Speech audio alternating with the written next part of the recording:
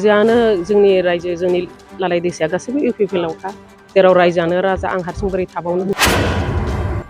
जेराव रायजोआनो राजा नालाय आं हारसिं बोरै थाबावनो आंनो खुद आंनो मोजां मोननानै जेराव इउपिपिएलखौ आं मोजां मोनदों आं बेयाव हारसिंनो आं फैदों दिनै बेयाव आंहा जेबो बुंनांगौ गैया खुद गावनो मोजां मोननानै माखासे आङो माने दा हामजाथ'नाय मोनासै बिपिएफखौ दा आंनो खुद गावनो मोजां मोननानै आं इउपिपिएलआव आंनि गोसोजों आं हाबदों आंहा फारसेनिफ्राय दा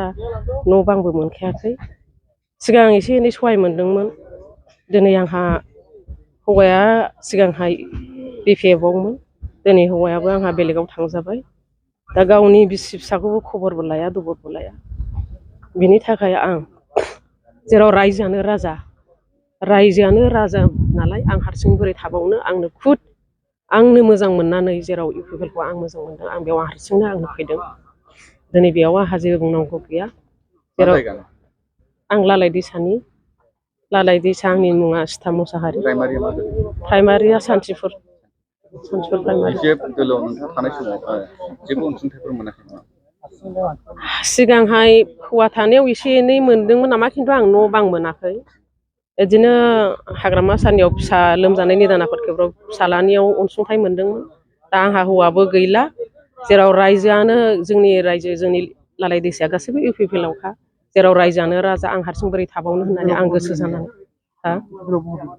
आं इउपिपिएलआव बर' होगोन दा औ देरहाजानो लुबैदों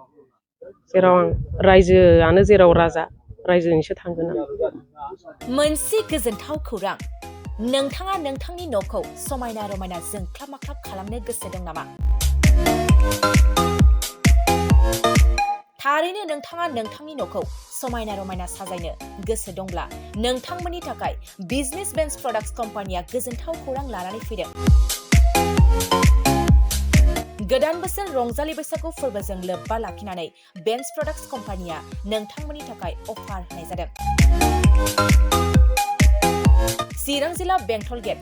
27 राजा लामानि एबा सिबिथाय लामानि साखाथियाव नोंथांनि न'खौ समायना रमायना खालामनो गोसो जानाय रायजो राजाफोरनि थाखाय बिजनेस बेन्स प्रडाक्ट्सआ लानानै फैदों गोजोनथाव खौरां। पलिग्रेनाइट, WPC एबा PVC, wooden flooring, wallpaper, steel roofing, soffit ceiling बायदि गाबनि न' साजायग्रा खम बेसेनावनो नोंथांमोना बायनानै लांफैनो हागोन। बेनि अनगायैबो नोंथाङा गोबां बाथ्रा मिथिनो थाखाय नैबे 8474015053 जानबुं नम्बरनि गेजेरजों नोंथाङा फन खालामनानै मिथिनो हागोन।